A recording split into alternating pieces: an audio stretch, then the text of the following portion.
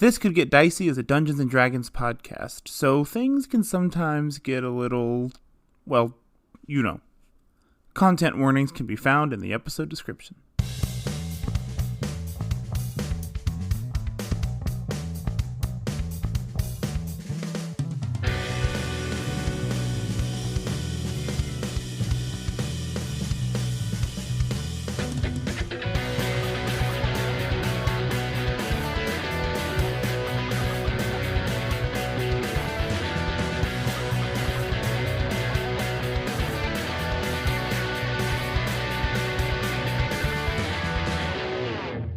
Hello, and welcome to This Could Get Dicey, a D&D podcast where a group of buds get to unwind from their 9-to-5s and step into the world of Drew Gala. My name is Destiny Nieto, I play Loomis Bjorn, and before things get a little too dicey, I'd just like to say it's a beautiful day for cheese curds. Classic. Every day. Any day that ends in Y. I'm so glad we're aligned on this. Yeah. Yes, Oh, all four of us? Okay, Yeah. Yes. love it. Do y'all prefer cheese curds or mozzarella sticks? Either, as long as they're good. Ooh, good answer, good answer, good Yeah, answer. don't make me pick between these two very good Like if things. they're hot, yes. I'm a cheese curd person. I don't like mozzarella sticks. Like, you mean like fried mozzarella? That's what you mean? Yeah. Okay, yeah. Because I don't like the stretchiness. Oh, interesting. Interesting. I like That's it what I I like like it about it. stretchy. Yeah, I think, same. I think it's getting into orb food, food looking like it's not supposed to look, you know? Cheese is supposed to be It's ooey supposed to gooey. look- have you seen the Ninja Turtles? It's Cheese like is supposed block to of look like that. cheese. Cheese is block of cheese. Cheese is block of cheese, and then you add fire, caveman style. Anyways, cheese curds are delicious. I have yet to go to. Have you seen like the viral TikTok thing where people are just like, "Hey y'all, Chili's fried mozzarella sticks are like amazing, and they're like big rectangle ones." And you can get them like dunked in a sauce, like tossed in a sauce. And I'm like, I'm trying to go to Chili's tonight. Chili's getting desperate over there, it sounds like. I'm trying to go to think they're killing Chili's it, too, though. though. But We I'll haven't- go to Chili's. I'm well, down. But you stopped going for your birthday, so now I haven't had an Well- excuse to go. Well, I know. Well, because it's like because my body can't take it anymore. So it's really like we go to Chili's and then everyone go to their separate homes and handle their business. We can do that. It's fine. Sounds good. Okay. Where do you get the cheese curds at? Yeah, Destiny? where'd you go? Oh, so far my favorite place in Austin to get cheese curds, Billy's on Burnett. They're still number one. They are still number one. Black Sheep is a very, Sheep is very close. close number 2. Close to. They're just further away. So, Black Sheep is my new Billy's. yeah. I be getting the cheese curds. Accidentally dox ourselves here. Absolutely. Yeah, look out. Come fight me. Hi, my name is Alex Villarreal. I play Ellis Vindove, and it's a beautiful day to cook something low and slow in your oven all day long. Like cheese curds. Like cheese. What was it? I went to H-E-B on Friday to get some weekend like groceries and stuff for breakfast and stuff. And I was walking past the meat aisle, and they whenever they have a big sale in the meat aisle, I'm like, what do we got? What do we got cooking over here? And they had big bone-in pork shoulders. Ooh. And it was this huge giant bone-in pork shoulder for like $6. Damn. And I was just like, I don't really need this, but I was just like, I guess I'm getting it. And then I got it, and then on Saturday I seared it off and then just like cooked it and like put it in the oven for like 5 hours and edited this godforsaken podcast. And then once I was done with both those things, I had a beautiful pork shoulder ready to eat, and it was delicious. I used to wild out with the slow cooking, both when Destiny and I lived together and then with it's hard to slow cook for one. I mean, I'm still eating on that pork shoulder. It's like it is nibbling away. No, I know, I don't but like know. imagine. I guess I would really have to like, but because if you use too small of a piece of meat, then it gets tough. So you have to cook fairly big amount of meat you can always freeze it. You can always portion it out and then put it into little Ziploc baggies and freeze it. So it's like Once it's I have cooked? like, yeah, Yeah. Oh. I just prefer Absolutely. freezing raw stuff over yeah, cooked stuff. for sure. But yeah, it makes your whole house smell like the thing you're cooking for like 5 hours. It's just like my house smells like pork right now, and it's pretty cool. Are y'all comfortable slow cooking something and then leaving your house? I don't like that. Yeah. Me neither. No. Well, I don't have a crock pot, and I know that people do that. They'll do a Oh. crock pot meal and Oh, yeah. then they'll No go to work. oven, not oven. No. No, I But can't I even don't do even- a crock pot. I don't even like the idea of. I know it's safe. People do it all the time. I mean, it makes me we hear- nervous, but I'll do it. It's safe until it's not. I don't have any personal experience with it. I say that I'm fine with it, but now thinking about it, I don't think I've ever actually done it. Like left the house, just because I've been working from home for the past True. couple years, so I don't really leave the house. Too scary. Well, there Too was that scary. one clip. Is it from Parenthood or the one with Mandy Moore? Is Mandy Moore in Parenthood? This is us, the pressure cooker. The pressure. No, it was a crock pot. Because then Was it crock pot? the crock pot company was like real pissed that they're like, They were just this like, doesn't hey, it's happen. They're like, hey, it's 2022. Can we cut this like lore out of our fucking history that like our products are dangerous? Thank you, CBS or whatever fucking channel. I was just thinking when you were, because wasn't sure if we were gonna guess what kind of meat you slow cooked. We as a group don't cook ribs very much. We don't, and I would fuck up some ribs. Let's fuck up some ribs soon. Okay, Gang. that sounds really fun. I prefer when our one friend that works at that one place just gives us ribs. I do like it when he That's does fair. that. We weren't in like an oven rib house. It was like ribs were like a really special occasion on like a Yep. charcoal barbecue pit. That's so great. The And three of you have barbecues. You're right. No, You're ribs you go out to eat at a different place. I don't like getting messy around people. in I love ribs public. at home, and I make good ribs at home. Interesting. I like to get Let's messy have at home. It's kind of easy let's to get cook fucking ribs. filthy, y'all. You just dry rub them, put them away in the hot spot, sauce them, put them back away in the hot spot. There it is. Bellissimo. Let's have a rib night. Rib. We'll love all that. bring different ribs, different sauces, Oh, different yeah. barbecue styles. I will be purchasing mine from a place. This is your fried chicken. This is my your fried This chicken. is your fried This is my chicken. fried chicken. That's right. I blame my father on this one. I blame my father for a lot. Hello, I'm Kenny Chilton, and I'm playing Emil Mazak. And it's a beautiful day to rewatch Over the Garden Wall. Oh, every year, absolutely. How the gentle breeze flowing through the trees. Did you watch the little stop motion short that came out? No, I'm gonna finish rewatching the whole show, and then I'll. Oh, nice. Okay. I know have it's. a I said the whole show. It's very short, but I have a confession though.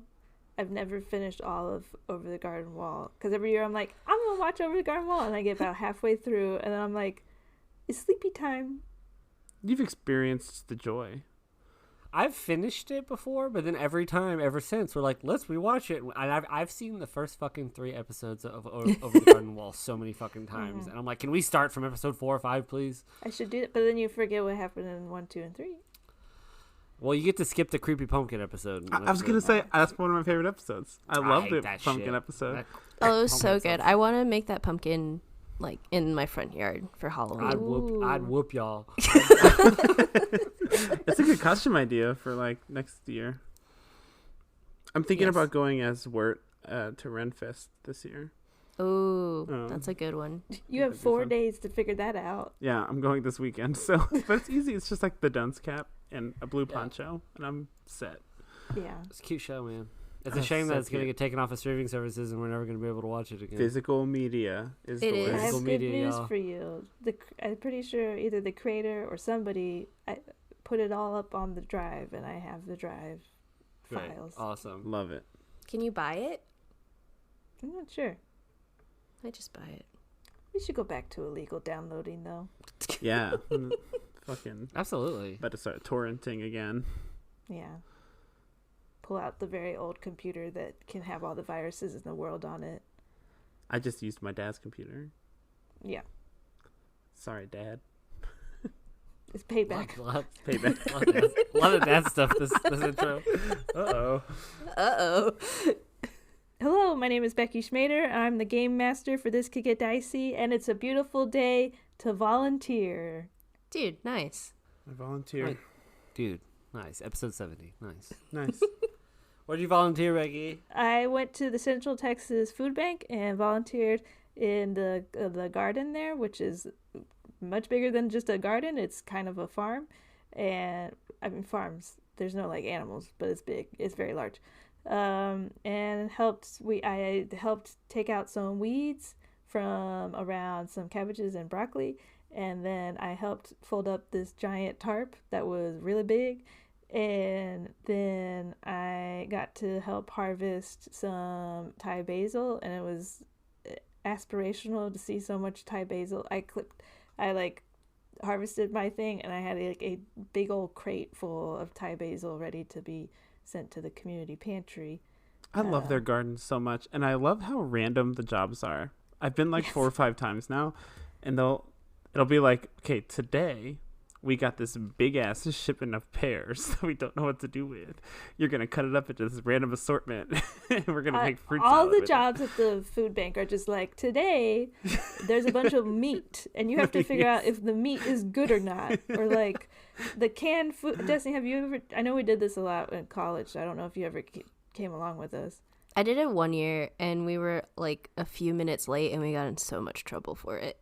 And then the person just gave me, like, I know it's a good cause, and I know it's a good place to volunteer, and everyone should, but the person that was working in it just was like the meanest person I've ever met, and I've just been so deterred to go back.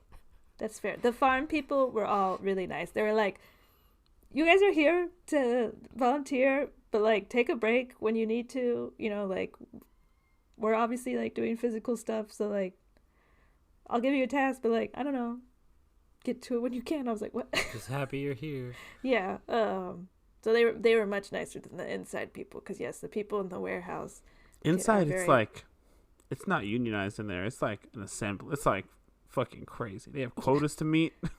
I always remember like wiping down the cans and checking the dates on those. Yeah.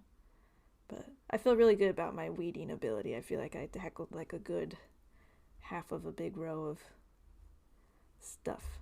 Did you just do this out of the goodness of your heart, or was it court ordered? No, not court ordered. Well, my work. Did you steal a boat? We have a day off today. We had the day off today. I did this morning. We had the day off today as our day of purpose is what it's called, and so they give us the day off. And in the past, I've been like, it's a day off, whatever. Mm-hmm. But this year, I was like, let me actually like do good. And now I'm like, that was fun. I should do good more often. So thanks, Jobs. Yeah, thank you, Jobs. There's a library in the town I live in, and they have like a Friends of the Library group, and they just host like little book drives and stuff. But it's basically 8 old white women. Mm-hmm. But I really want to join and do that, sit on the board with them of the Friends of the Library, and because that sounds really fun to like volunteer at the library. But I don't want it to just be me and 8 old white women. Hey, I'm like, I bet they'll based love off like, though. I bet they're the probably you. 8 nicest old white women ever.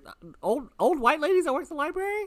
Old white ladies that those volunteer. are God's angels. It's true. Those it's are angels. True. I mean, yes, I do generally get along really well with older white women. This is actually something I know about myself. But I don't want to be like, hey, he's one of the good ones, you know, like he's one of the good brown people we can hang out with. I don't want to be that guy in the group. No, which is also something that has happened and before. Be like, you're some of the good 8 white people. Yeah. Wow, you should be like, I found 7 of y'all. And then they're like, which one of us? Have to turn on each other. Anyway, volunteering's great. Volunteering's good. It's been a while. Okay, are y'all ready to play some Dungeons and Dragons? I volunteer. I volunteer. Okay. last we left off, our adventurers left their therapy session and made preparations to return to Eistrune. Loomis took the opportunity to return to Sister Angelina and use all of his resources to attempt to get another artifact from the monastery. Loomis succeeded, and you all chose to also grab the Bracers of Defense. You all said your goodbyes, sent Corellia on her quest to find the tomb, and the three of you, along with Helena, teleported back to the continent of Eistrune. The teleport box did the job enough to get you back across the ocean, but upon landing in a foreign woods and seeing an unsettling old woman, you decided to teleport again. Not one of the old women that work at the library, let me tell you. Not a friend of the library. Not a friend of the library. We find you all now just inside of the Court of Outlaws. It is evening now. You all had been here probably like 12 hours ago, Emil and Ellis, due to time changes and weird stuff like that. You were just here 12 hours ago, probably, Sure. or a local time. I don't know. Stuff's weird. I actually plugged in stuff into the calendar I use as a dungeon master, and it's been like 2 days since you left Ursa Nor. Hey, Yeah. it'd be like that sometimes. It'd be like that sometimes. So, that is where you all are, just inside of the Court of Outlaws. I know it's a cave. It's like a cave entrance, right? Yes, it's also evening time, like, It's also evening. like 5 or 6. Oh, okay. I thought it was a little later.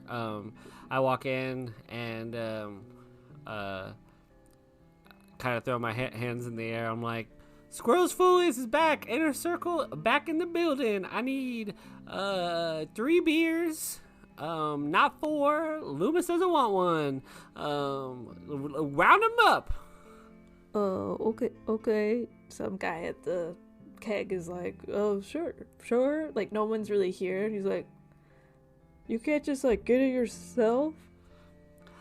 It was more of just an announcement that we are back, baby. I will pour my own beer. I see now that this is awkwarder than I thought it was going to be. Well, I mean, I just poured them, so, like, what do you want me to do with these now? I'll take those. What's your name, friend? My name? This is a good question. Good. Gerald? Gerald, Yeah. I hereby promote you to assistant of the Inner Circle. Thank you, Gerald. Damn. Wow, we can do that? No. I don't know if you could do that. I don't know if I can do that, Gerald. I'm just trying to liven the mood around here, Oh. Gerald. Okay, yeah. I'll put in a good word for you. Okay, I'm gonna leave now because I'm just a nobody character, so you guys have fun. That's good. A good Don't say- assistant is present but not seen or heard. Excellent. There it is. All right. Everybody, cheers or whatever. Cheers. We're back. Let's make sure we get our rest in. I feel like this is like our last stop before things get wild. Yeah, so we get rest tonight, and then we head out at daybreak, huh? Mm-hmm.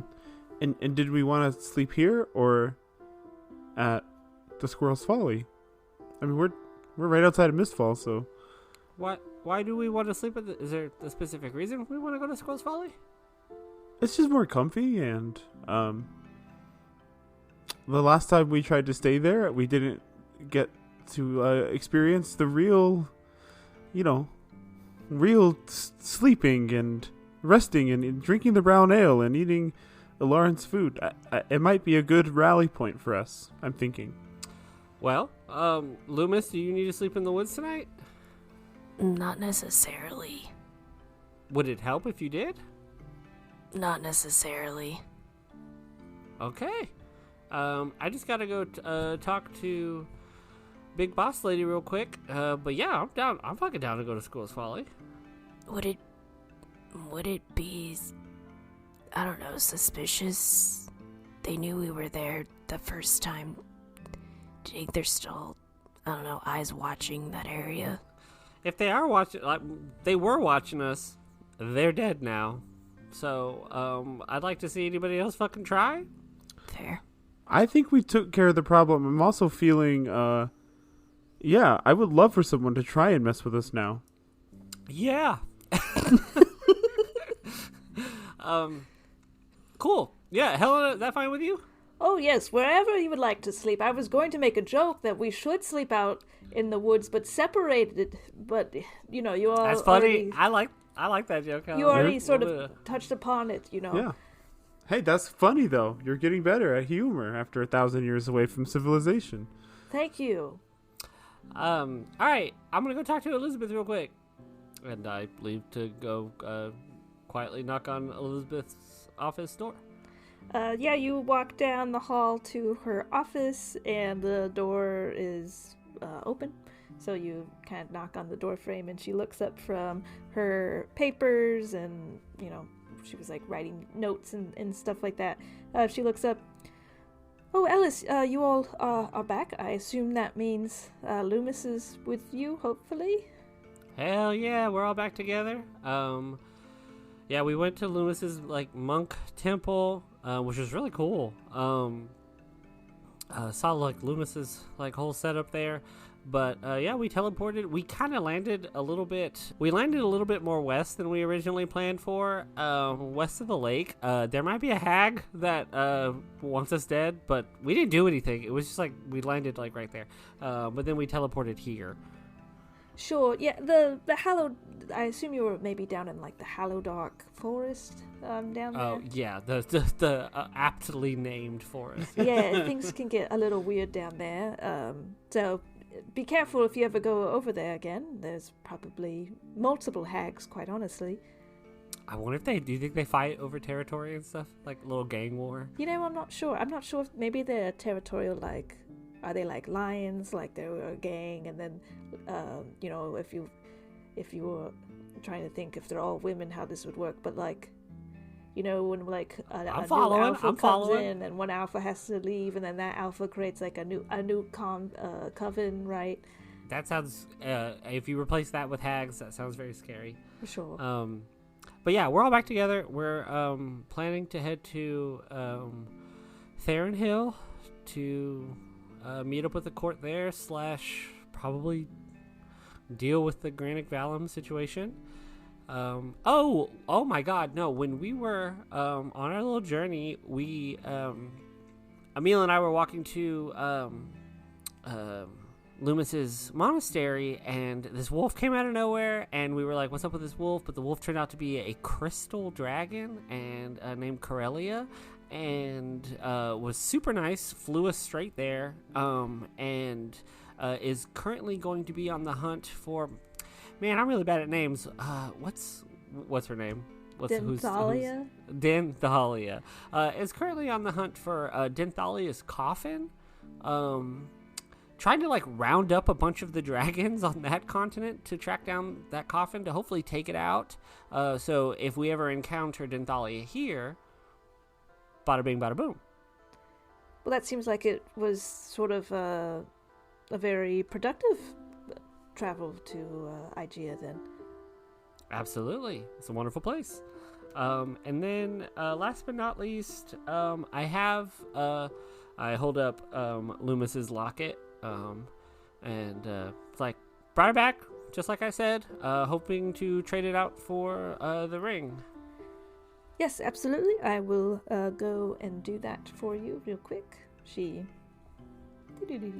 goes down the hall to the collateral vault, comes back with your ring, the locket now safely away in the vault. Here you go.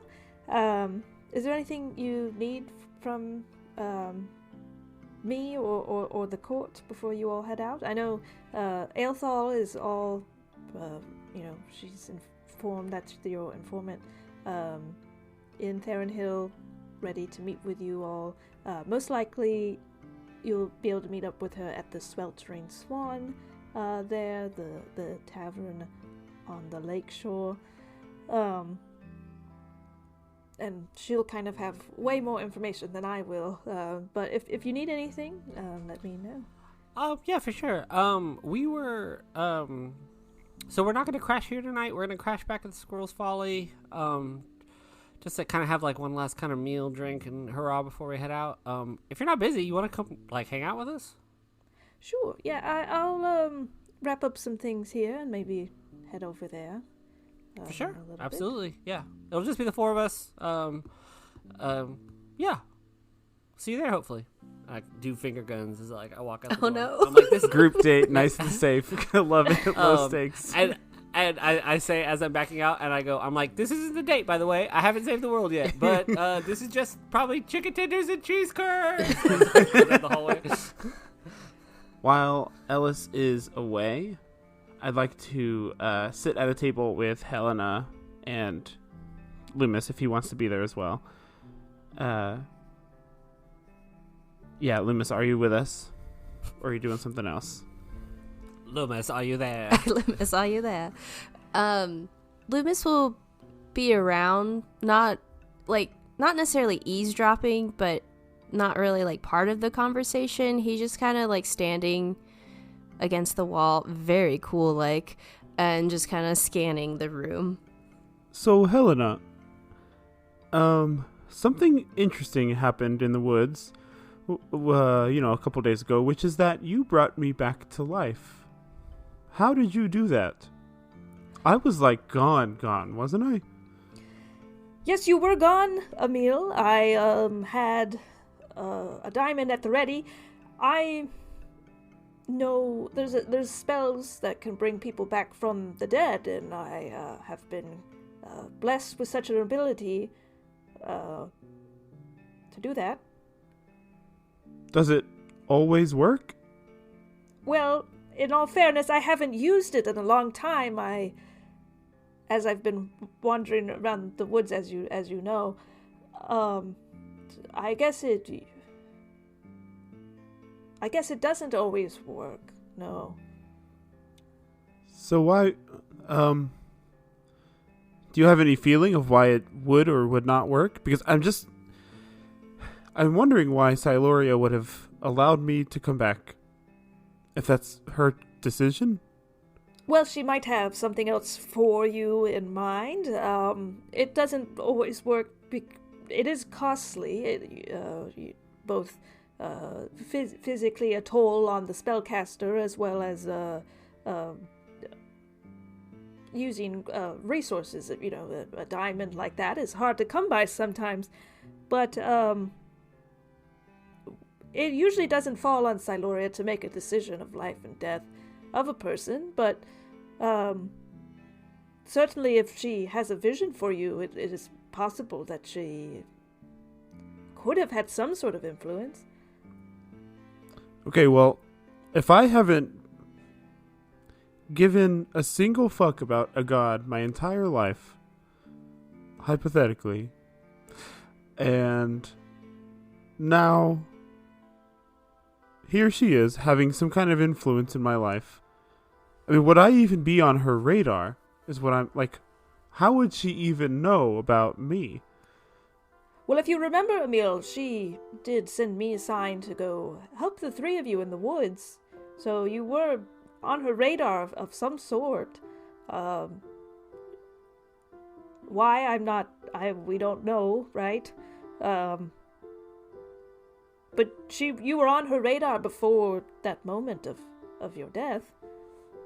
I'm still wondering why she's shown any interest in us. If there's any way to figure that out, but also, I think she may have communicated with me yesterday.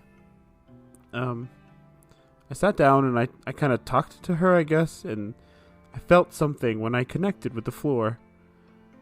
Does that sound like something that, I mean, what do you make of that? That sounds very exciting. I haven't had a moment like that in quite some time, but it is possible to commune with Siloria in many ways. Gods come to us sometimes in our dreams, like visions. Gods can come to us by showing us some sort of sign in prayer. It could be something as simple as a breeze coming through a window as you pray, or it could be something much larger, such as divine intervention or saving someone from perishing. So Well, consider me curious. I'd love to know more about Siloria and what she may offer me. And not, I mean, that sounds so selfish. I don't mean it like that. I mean, yes, I do. I know myself. But also, just what... I'm so glad to still be here, you know? Sure. And I want to make sure that I take advantage of whatever this connection is that we have. I would recommend then that more prayer is always good, or to dwell on her before going to sleep is always sending some sort of signal to her, I would hope. And as far as transactional feelings here, that exists very much within the realm of religion here in Drugala. I mean, I am a devout follower of Siloria, and in return I receive power from her, you know. Same with many clerics and other paladins. It is possible it could be quite transactional. You're speaking my language, Helena. This is cool. I like this. What I guess it's what you do with that information that will determine quite a lot, I think. All right, I gotta go pray. I'll catch y'all later. Let me know when we're leaving. Emil's just please give me powers. Please give me powers. Similar. He'll go and try and meditate. It won't be as serious as last time, but he will go and try and talk to Siloria. As I leave Elizabeth's office, I think I find Loomis. And I'm like, hey, I traded your locket back in. Also, Elizabeth might join us for cheese curds at the Squirrel's Folly. Oh, do you want us, like, to not sit with y'all? No.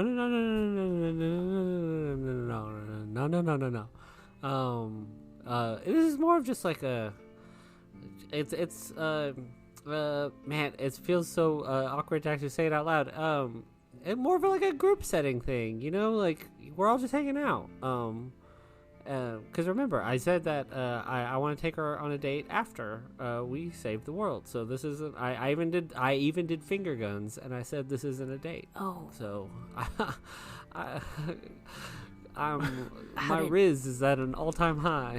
What's a gun? how did you react to the finger guns? Oh, I was already out of the door by the time I could. Okay, I think that's probably for the best. But yeah, it's just like a chill. I'm just like we're just hanging. We're just a little kickback at the Squirrel's Folly. It's no big deal. I don't even fucking care if you come.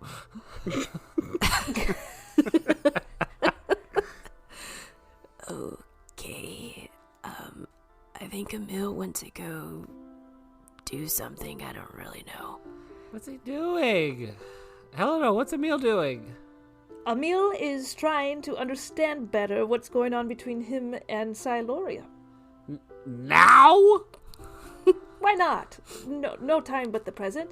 So what's going on with you and Elizabeth? Helena says, like, a little too loudly. Hey, Helena, chill, fool. Keep it on the down low. You know I cannot whisper at my No. I don't want Gerald to hear. Currently, Helena, nothing is going on between me and Elizabeth. I am just trying to take steps, even if they are small, towards that not being the case. She seems like a very strong and smart, as well as attractive woman. Those are 3 of the qualities that I really, really enjoy about hers.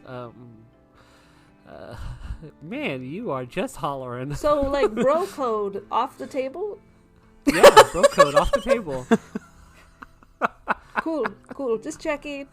Cool. You know, it's been a while for me, okay? I'm just saying. Hey, I kind of eye over at Gerald. No, that is... Sorry, I'm gay. Let me just clear the air real quick. Okay. All right. Well, I mean, that's a good little, like, side mission objective for you, Helena. Let's just find you a little baddie.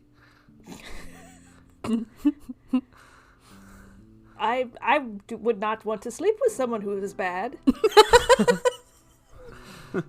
All right. We'll find you a goody two shoes. Somebody more up your alley. That sounds lovely. All right. I go to Emil's room and knock on the door. I say, Emil. Anyway, I'll catch you later, Siloria, and we'll keep talking about how the gold standard is so outdated, and maybe it's time for a new currency. Amen.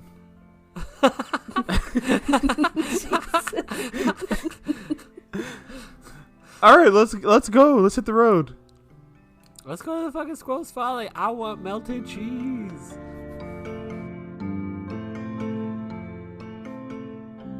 Greetings, weary travelers. You've made it to the 70s, a new decade, a new era in the world of the This Good Dicey ad break. Thanks so much for listening to our podcast. It means the world that you hear are always episode 70. That's insane. You know what's even more insane? Our freaking Patreon subs. And it's time for America's favorite game. Roll for the Patreon shout out. Let's roll. Ooh, that was a good roll. Spencer. Thank you so much, Spencer. Thank you for supporting our podcast. Thank you for going to patreon.com and becoming a member. If you would like to become a member too, you can head on over to patreon.com/tcgdpod. Check out our different tiers. See what you like. Help support this podcast. We also have a little free option where we put up a little video every week called This Did Get Dicey. It is a little talkback episode where we record it right after we finish doing an episode, and we just like debrief, cool down, see what's up, see how we're feeling. That's just more content. You can also get more content at our website, tcgdpod.com. You can also check us out on Instagram, TikTok, and Threads at tcgdpod. Y'all, we're so happy you're here. This is the best. What a story. What great fans. Let's get back to the episode.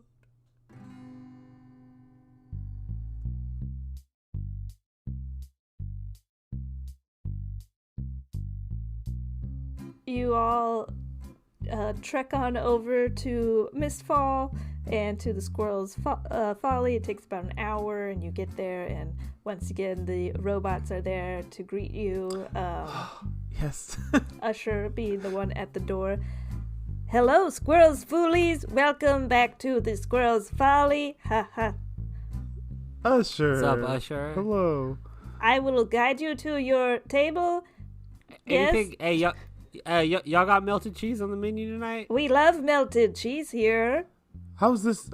How is it? Is it good? Have you tried it?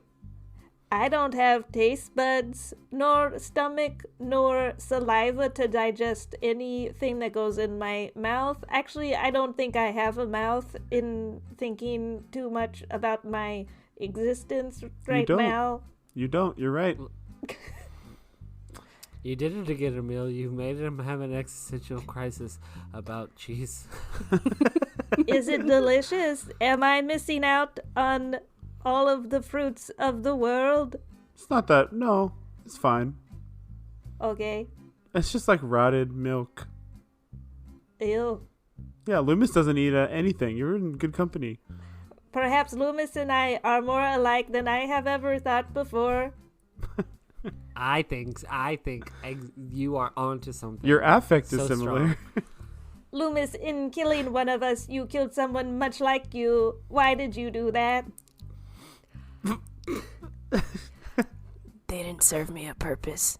Oh. Oh.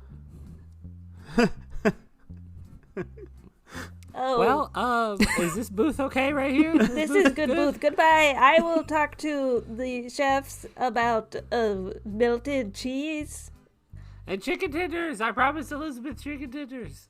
Can I do a look around as we have been coming in, thinking back to Loomis's question of if we're safe here? Same. Noticing anything as we approach the Squirrel's Folly and sit down? Go ahead and roll perception checks. 7. I also got a 7. Seems real safe. Together we have 14. What does that get us? A little more safer feeling. Is Devlasier around? He is not at the Okay. moment. Okay.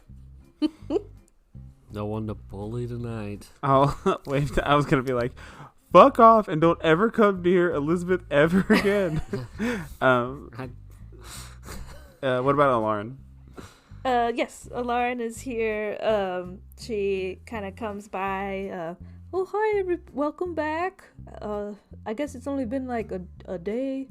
We did hear yelling, but 36 hours ago or something like that. Yeah. That was a little bit of a crazy little moment for us. Okay, is everyone okay? Hey, look, we're all here. Right. What does it look like? And you're real? And she touches your faces. Touch my face. So real. Look at my bark arms. Have you met people that you knew that were not real? No, I guess I was just worried. You know, I like you three and Helena. I mean, yeah, we're all good. It was a little scary for a second there, but it was no biggie. It was a breeze. I kind of lean in and I whisper and I'm like, Helena and I fucking stole 2 horses 36 hours ago. Has anybody come looking for those horses? No, it'll be fine. You'll be fine. You sure? Yeah. Okay. It'll be fine. That's just fucking Grand Theft Auto those Yeah, horses. people kind of lose horses sometimes. It's okay. Okay, cool. I've been feeling kind of bad about it. But thinking out loud to all of you, I mean, it would be. I was just worried, like, if it wasn't you, like, how bad would it be for the group that's named after my place of business? She nods at you, Emil. I mean, if you all died, wouldn't that be bad business for the Squirrel's Folly? It would not be a good reflection of your business. You are right about that, but don't worry. None of us are going to die or have died, except with the exception of Loomis and myself. Oh. Well, you're here now. You're here now. But now we're good to go. More solid Okay. than ever. You touched us. Maybe don't say it like that. I've been touched by Alarin. I'm not liking this. I'm gonna go now. Good to see you. We're really doing great on our convos today, y'all. Everybody's doing great. I think I'm just ready for some action. I'm ready to do something. Cookie Quish comes back out with your melted cheese or your cheese curds and chicken fingers. I know that my brother Usher does not understand the delectable taste of melted cheese. He called it rotted milk, and that was wrong of him to do so. Gross. Very wrong. I don't have taste buds, but I have a full understanding of pairings of foods, as well as the distinct knowledge that people love melted cheese. And that's why you're a step ahead. I am the head chef. Please enjoy. He walks away. Thank you. Thank you, CQ. I'm going to start calling you CQ from now on. Is I that like cool? that. All right, CQ.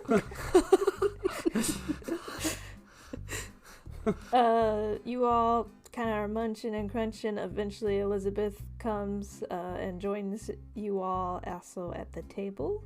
Do you all do anything else this evening before going to bed? I guess as like Elizabeth walks to the table, mid conversation, Loomis is like, "So how many communication devices do we have, and to what lines?" We should lock that down. This is good. So many.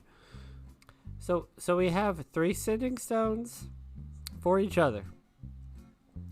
We have 2 like copper sending stones, like brown sending stones. I think those were between Raya, Natasha, and Granic Valum. So we still have a line open to Granic Valum. And then we have 1 crystal sending stone, and that's straight to Corellia. Should we a handful of rocks? Yeah, just a bunch of glowing rocks. Should we try to fuck with Granic Valum a little bit? Ooh, a little drunk late night prank call? Yeah, a little prank call. I don't know what to say. I'm not good at like deception, but you probably are, Ellis. I look at Elizabeth and I say, is there any sort of like knowledge or dirt you have on Granic that like if I were to just pop in right now and say like a sentence to him, he would be like, "Oh fuck." I don't think I do. I mean, we only just more recently realized that's who was our benefactor. Maybe we could ask, because didn't you say, Elizabeth, that the Court of Outlaws in Venzor is, like, not trustworthy? Yes, that's true. We don't believe them to be, we believe them to be corrupted of some sort. Which is a big statement for a bunch of outlaws. Yeah. I don't know. Maybe we could do something with that. Try to get some dirt on the Vinsor court. Yeah, we could do that. We could try and I don't know. We could just fuck, because we were supposed to. If we were Natasha and Raya, we were supposed to be meeting him at some kind of base or something. So we could be like, "Hey, where are you? I'm right here. Come find me." And, just oh no, I'm actually over here. Come find me. Something like that. I'm behind the 7-Eleven. That's right. Yeah. I mean, the only not to be a party pooper, but the only real hang up is that we are going to the town that he's in. So if we piss him off, if it backfires, we're sort of poking the bear with the stick before we go into its house. That's true. That's true. Granick Valum is a representative for Theronhill. Yes. And he does what? What's his role? Do you know? Represent. He represents. What do our politicians actually do? What do they get up to? He's pretty Nepo baby in the thing because his father is Lord Brinston Valum, who is the head of Theronhill. So I would say that he's probably in a lot of he's a representative, so he's in a lot of council meetings and stuff, but for the most part he's probably just big money, probably invested in a lot of parts of the town, kind of just very politician, knows how to talk to people, knows how to sort of a lobbyist, if it maybe. Okay. Maybe we just table it. It might not be safe. I don't know. You might be right, Ellis. But what if so the last time I fucked with him, I was pretending to be Raya. What if I just came in smooth with the Raya voice again, and I just said it's Raya, status update. Just where you at? What's up? That sounds good. Very ambiguous. Just yeah. Leave him on red. He answers back, and I just don't answer. I don't answer back. But unless it's funny. Yeah, do it in some kind of freaky ass way like Raya would. Okay. Yeah, sure. I put it in the brown sitting stone, and I give the other one to Loomis because I'm Loomis, you haven't had a chance yet. This is kind of fun. Just listen. Don't say anything. Yeah, because I'm so talkative. Well, that's a good point. I go. I chug the rest of my beer, and I go, shush! Everybody shut up! Everybody shut up! Everybody shut up! Don't make me laugh! Don't make me laugh! I want to hear. Put my ear up to Loomis's ear. Granick, it's Raya. Status update. Roll a deception check. That was a natural 17 plus 7. 20. For a 24. 24. Raya, you were to be at the base by now, so you would have your status update if you were here on time. What'd he say? What'd he say? He said, he was Raya, you're supposed to be at the base, so you would have a status update if you were here on time. I feel like I have to respond. I have to make it quick though because stop talking and just answer. I got a little hung up, Granick. I don't report to you. Status update. Do we know if that's true? We don't know if that's true. The second I stop talking, I go, I don't know if that's true. He comes back, and I don't report to you, Raya. So get here soon, and you'll know what's going on. Mention the Nepo baby thing. Let's make them mad at each other. One last message. Oh, I'll be back soon, Granick. Nepo baby. Sign off. Very good. So good. Sometimes the direct approach is the best. You roll a perception check. Okay. I'm leaving the stone in just in case if he responds to that. Okay. Yeah, you can also roll a perception check as you're trying to hear something, perhaps. I got a 7 + 7 for a 14. I got a dirty 20. Okay. Loomis, you hear this. You hear what sounds like the sitting stone being like left on and then being like thrown against something out of like what you can assume to be anger. Not that it's broken, just that like just frustrated. I think you got him. I think you got him good. I think I pissed him off. Oh, that feels so good. That's awesome.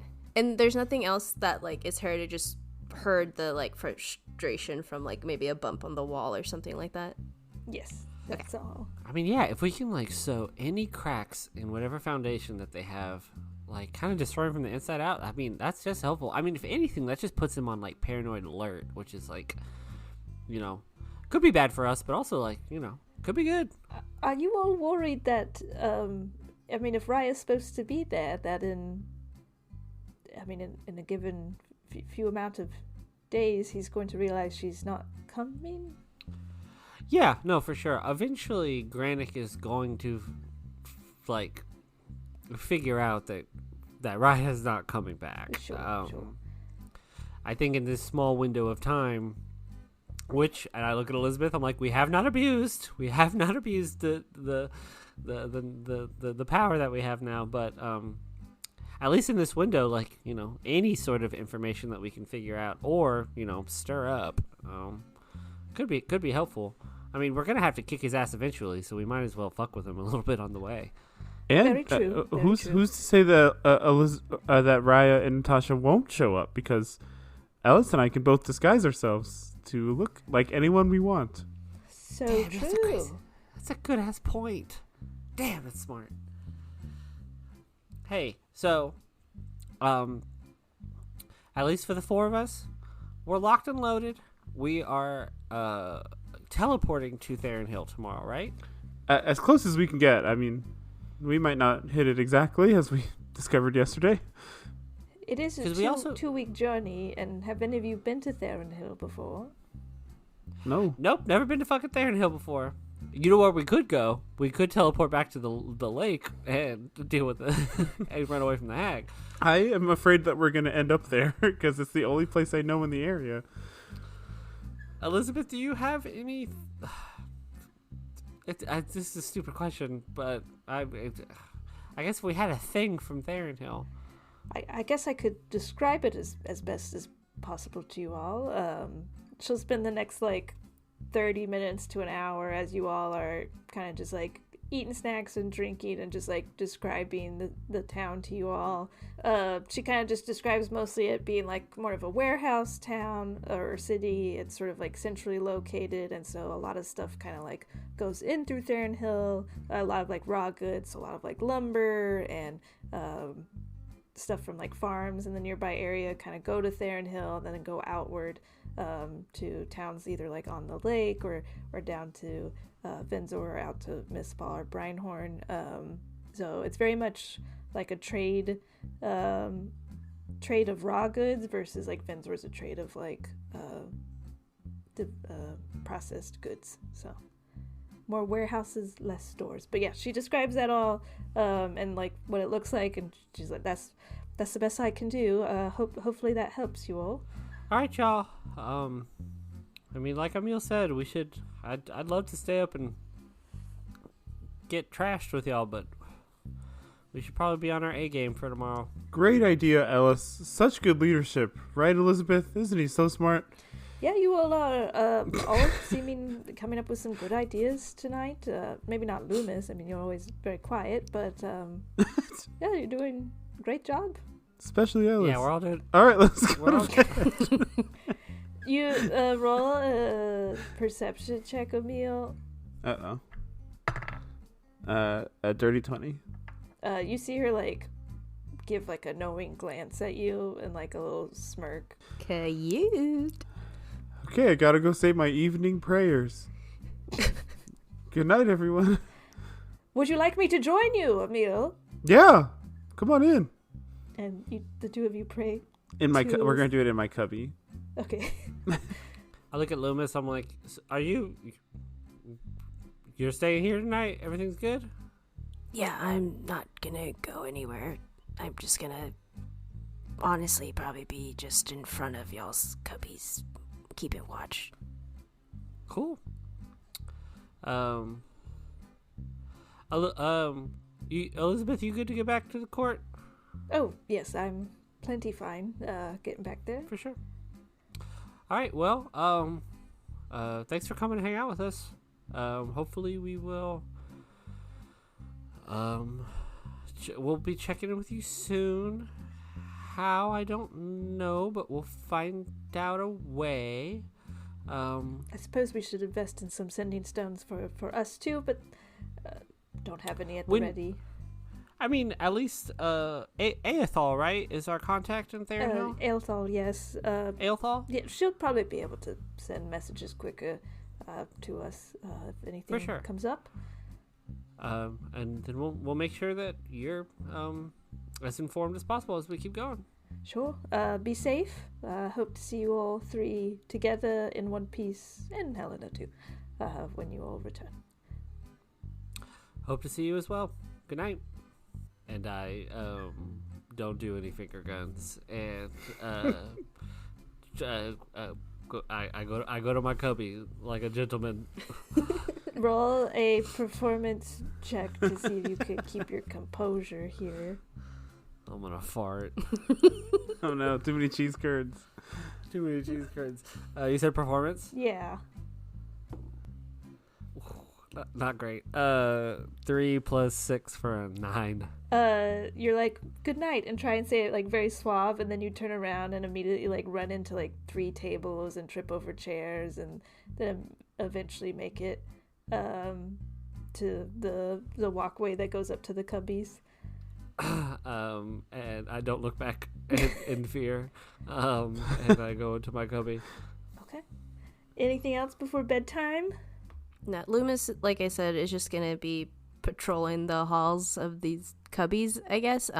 Not keeping watch as much as he can, seeing that he doesn't need to sleep. As you all fall asleep, except for Loomis, Emil, you feel like your sleep is a little bit restless. You've been reaching out to Siloria over and over again in the last like 24 hours. You know, it's been, a lot has happened in a short period of time. You went to Ursa Nor, you confronted your mother, you kind of made peace with that. You've fled, you've seen dragons, multiple dragons in a short period of time. You've died, you've prayed, you're restless. There's a lot going on in your mind. You've witnessed a Torum.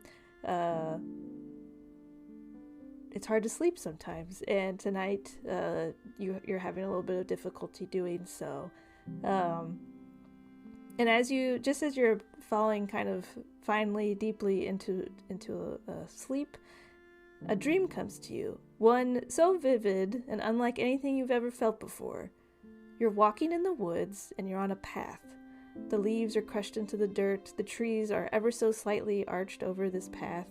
Do you continue down the path? Yeah, I think since I've been placed here and I've been looking for kind of some answers, I'll keep going.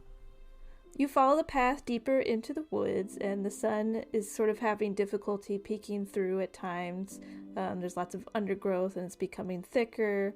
The path leads to a clearing, though, and in this clearing, the autumn leaves have landed in the grass, and squirrels run around digging in the grass looking for seeds. An apple tree nearby has a blue jay sitting in it, sort of like picking at a ripened apple. And a stone bird bath of sorts sits in the clearing. A stone wreath surrounding the small pool of water. There's within the stone, there's leaves and acorns, corn, flowers are all carved into it. And floating in the center of the bird bath is a stone scoop. Are my features that of like the dryad that I've taken on? Do I have my own features? Can I see my own body? You can see your own body. Nothing seems changed or like more progressed than when you went to bed. But I am myself. Yes. I'll approach the bird bath. I'll look up at the bird. You said there are birds like around, Yes, there are birds nearby. and I'll try and speak to the birds. I'll say, "Hey, can I drink this?" One of the birds that's like picking an apple sort of stops and stares at you, and kind of like moves its head, sort of just like looking at you curiously, and it comes and it lands on your shoulder. Okay. I'll stick some like twiggy fingers into the water and feel it first. It feels like normal water. Nothing hurts when you touch it. In fact, it feels pretty cool, crisp, clean against you. Doesn't seem dangerous. Roll a perception check or nature. Perception. Oh, I'm gonna roll nature because it seems more thematically appropriate. Okay. 17. 17. This seems like plain, normal, kind of like spring water. I'll pick up the scoop with some water in it, and I'll hold it up to the bird. Do you want some? The bird happily takes some of it. All right, and I will bring it to my own mouth and drink from it as well. You feel a warmth inside of you. Your skin has, for just a moment, has like a green glow to it. Kind of similar to like that glow that Helena has on her skin a little bit. But it kind of glows and then fades almost immediately. The light continues to shine down upon you and you feel so sated. You feel as though you could like want for nothing. You're not hungry. You're so just content in this moment. I'll set the scoop down and just I'll just say thank you. The wind kind of like shakes through the trees, as if just like acknowledging your thanks to the area. Is there anything else around? Roll an investigation check. A natural 24. Wow. You see a sort of blue.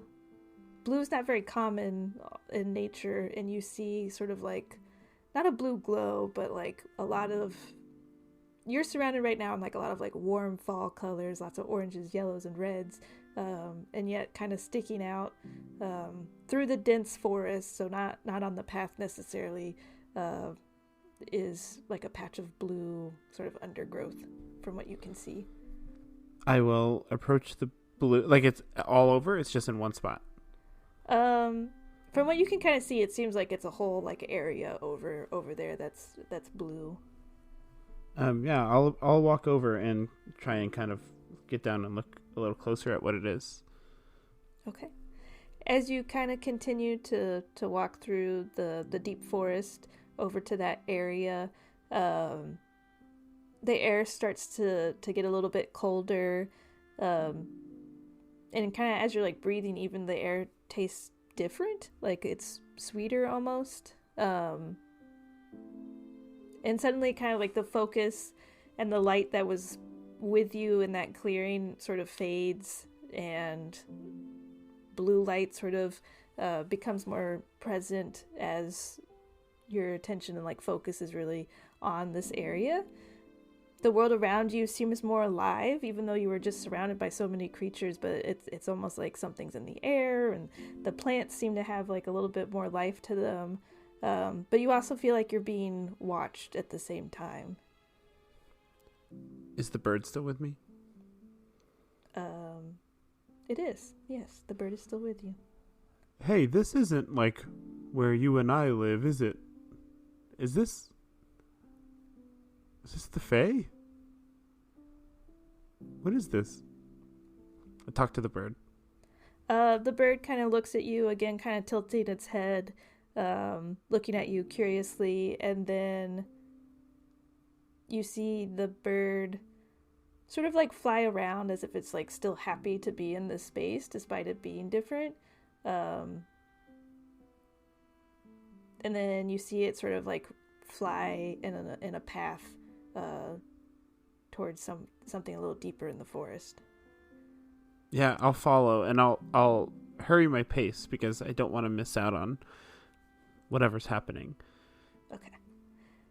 You hurry to kind of keep up with the bird, and finally you see that the bird has sort of like been circling this one tree in particular before landing back on your shoulder. And in front of you, you can see that this tree is very different than all the other trees. And suddenly it kind of comes back to you. This tree is something that you've sort of like put out of your mind for a little bit. This is the indigo magnolia tree. The gray and white bark shines brightly through these woods, and underneath sort of like the white bark in the grooves and the cracks within the tree, there's a deep blue glow that emits from it. The branches twist upwards, carrying large, thick, navy-colored leaves, and hanging from amongst the leaves is the indigo bloom of the tree. You can sense that the bird kind of like circles the tree and continues to like land on your shoulder, and then kind of circles it again and lands on your shoulder. Is the bloom within reach, or do I need to climb? It is within reach. Like you feel like as you sort of like reach out, that it almost reaches back towards you. I start reaching, and then I feel that like being watched feeling, and I want to see if I can see anyone. Is someone there? I'll look around. Roll a perception check. 12. You don't see anything, and you don't hear anything, but suddenly like a chill shoots out from like the surrounding area, sort of enclosing you and the bird and the tree in sort of like a chill, cold mist. And you can't really make out anything, but you feel like a sound sort of like rippled through the area, and then the dream fades. I wake up. You kind of like wake up a little bit in your bed. Do I feel like that was divine, or was that imagination? Roll a religion check. Religion. 14. You feel confident that there was divine intervention here of some sort. Siluria or some god was leading you through this dream a little bit, or brought you to this space in the dream.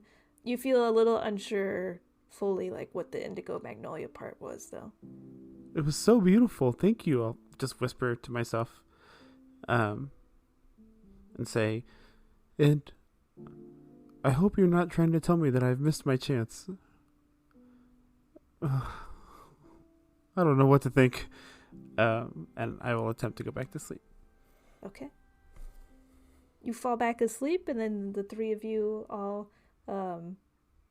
wake up. Like at Loomis, you never fell asleep, so you were just kind of pacing around. Nothing happened in the night as you patrolled, but the three of you rise, and Helena is there as well, to meet you back in the main part of the Squirrel's Folly. Morning. Is everybody good to go? Everybody ready? Yes. Ready to go. Helena, you good? I am most excellent and ready to hit the road. I have quite the dream to tell you. Oh, I cannot wait to hear it. Was it dirty? No. Beautiful. Boo. All right. Loomis, how you feeling? Rested? Yeah. Sick. Hey, what do you do all night? You like play solitaire or something? Yeah. I kind of just paced back and forth until y'all woke up. Getting your steps in. Yeah, I closed all my rings. before sunup. All right, are we ready to do this? Let's do it. Autobots, roll out. Becky, I push the button. Middle of the Squirrel's right in the middle Folly. of the Squirrel's Folly. All right. I look at Cookie Quish and I go, "You're my favorite. You're my favorite CQ." You hear Fudge as you all are pressing the button. You hear Fudge and Ash go, "Oh." Close second. Roll I am thinking of the description Elizabeth gave us last night, specifically of like the lakefront, where the sweltering swan might be. All right. Okay, here we go. 36. 36. It's not super high, y'all. It's not a very high number. It's pretty close to 24, which is what I rolled when we saw the hag, or whatever she was. Shut up, Kitty. Nasty. I've been a nasty girl. You want to match my freak? You got a 36, you said? I did. You all are unfortunately launched back into the middle of the Squirrel's Folly, and you take... Oh! You take 17 points of damage. Okay. Question, Becky. Yes. Since I didn't, meditate or really rest, do my hit points go back to where they were? Yes. Because Okay. you all, long rested. Okay, And that, cool. you weren't doing anything, I guess, for, 8 hours, in a sense. Excellent. Oh no, I think this thing might be getting more defective. I'm sorry, everyone, for interrupting your breakfasts. You hear Usher and Fudge are like, "We're coming to get you. Oh, You said we're not your favorites." oh god. Hurry before we have to kill them. Here, give me the box. Give me the box. I pass Give me it the box. to Ellis. I press the button. Roll a D100. 68. 68. So close. Nice. Oh, close enough. As you press the button, you see that Fudge and Usher were bringing you cookies in an attempt to bribe you. The greatest But you misdirect. all are teleported away. The world kind of shrinks and then comes back. And as you sort of land into the world again, you find yourself in a cave of sorts. It's very damp in here. The walls covered in moisture, and bits of sludgy algae cling to the rock and hang from the walls. That's a pretty fucking jank-ass city. Have you ever heard of a lakeside cave? No? So we're in this cave. You are in a cave. It's a rather small space, like a hallway of sorts, but you only see one exit from this area. So there's light in here. It's not completely dark. That's true. Yes, it is. You also see a gentle glow coming from down the hallway that sort of brings enough light that you can see in front of you, but it seems a little brighter down the hallway. So there's a hallway and an exit, or the hallway is also the exit? The hallway is also the exit. Okay. Dungeon mode, everyone. I know it seems like an easy out. You never know. Yeah, I mean, at least Loomis starts walking towards what he assumes is the exit. Check for traps. Loomis, with their superior body, is going to walk on the ceiling of the cave, not on the floor, towards the light. Sick. It's been too long. Yeah, as you kind of make your way down the hall a little bit further, you notice that the glow in this space is coming from various cages or lanterns hanging on the rock walls. The cages being like that of a bird cage size, no bigger, kind of on the smaller side of bird cages, and lanterns. Some have a bright glow, some a dim glow. There's various colors of blue, green, purples, pinks, reds, oranges, yellow, the whole rainbow, one might say. And at first they're kind of sparse, but as you're sort of looking down the hallway a little bit more, you can see that they are becoming more densely hung on the walls and from the ceiling. Can I don't know, do a vibe check on what's, the aura of these? Sure, Of go our ahead surroundings. and roll a perception check.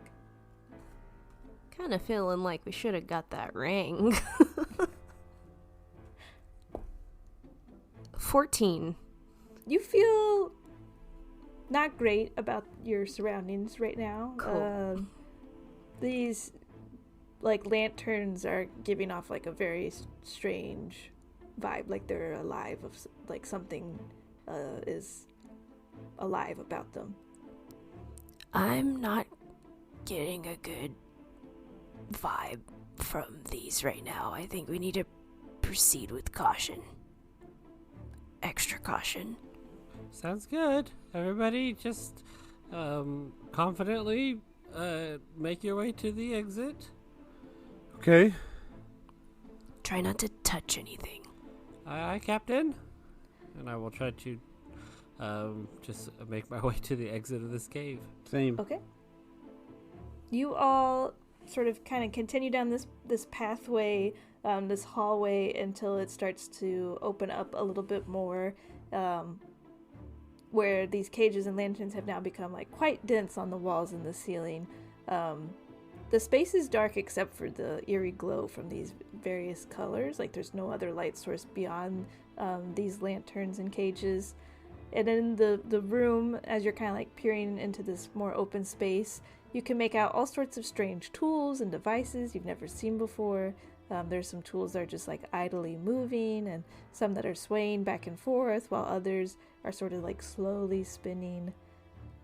You seem to be in some sort of like laboratory situation. Ooh. And it's like still dark?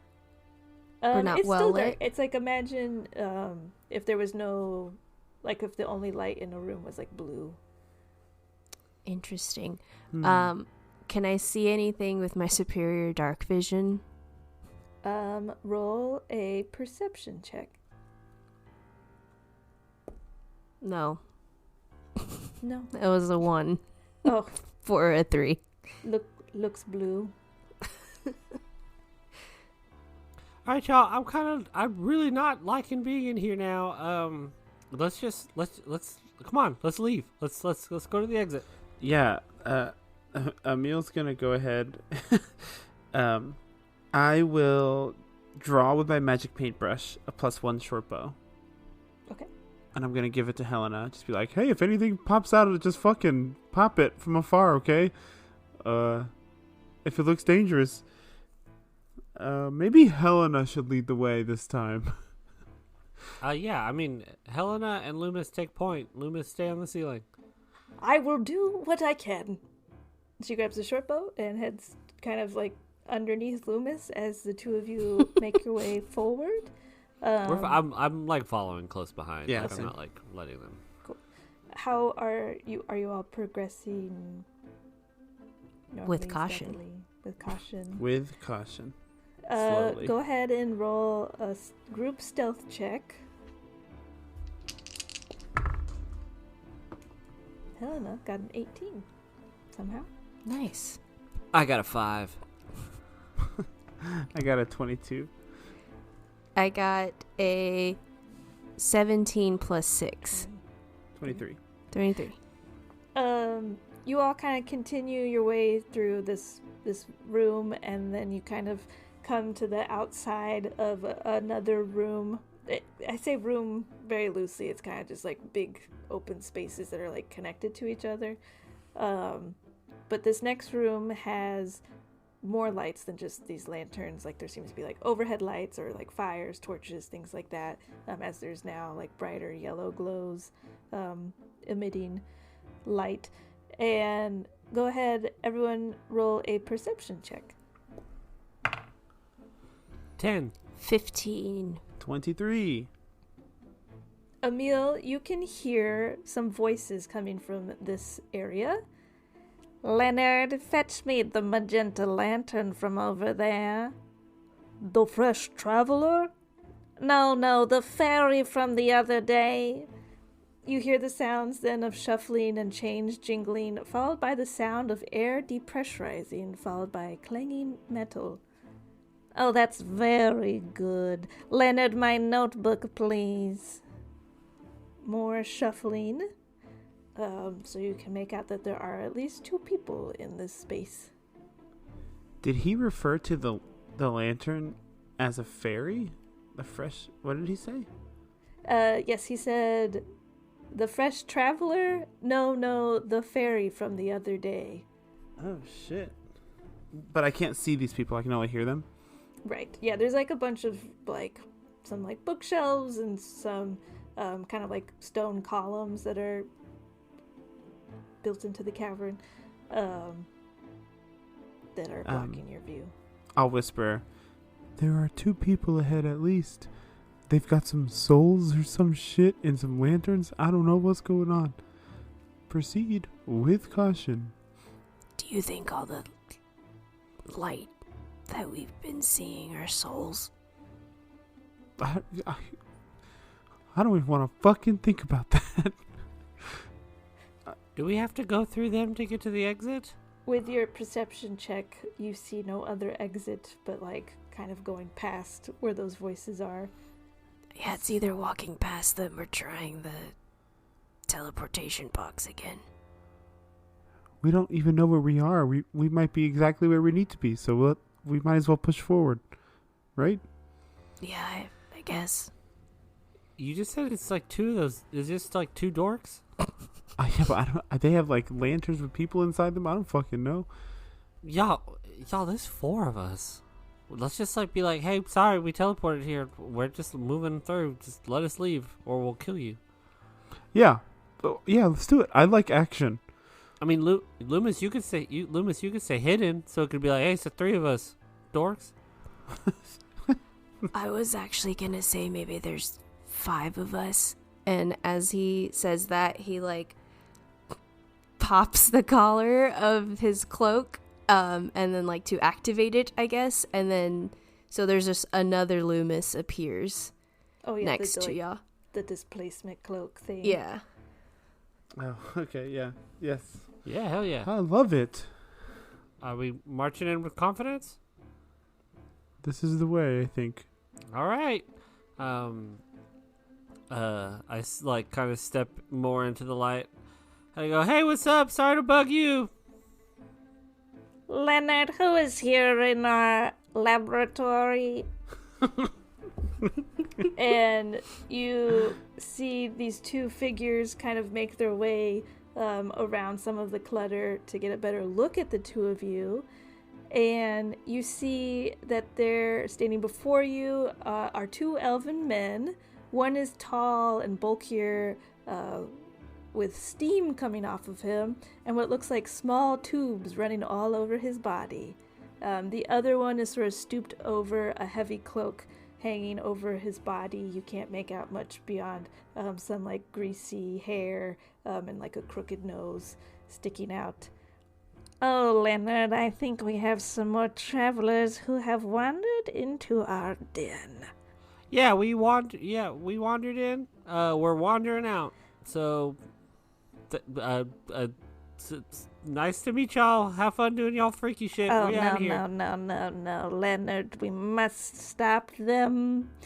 And you see Leonard goes and grabs a lantern and removes his cloak and sort of, you see on his back as he's like placing this lantern, like a device that like captures the lantern, and then from the device are a bunch of like tubes that are like running all over his body, and as he like activates it, you see him like stand up tall and gets really bulky and like monstrous in size, blocking the exit.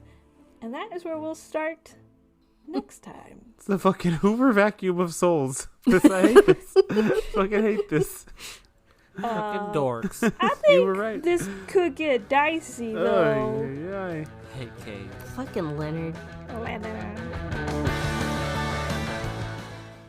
Hi, everyone. Thank you so much for listening to This Could Get Dicey. If you like what you hear, please tell a friend, leave a review, share the podcast. It helps so much.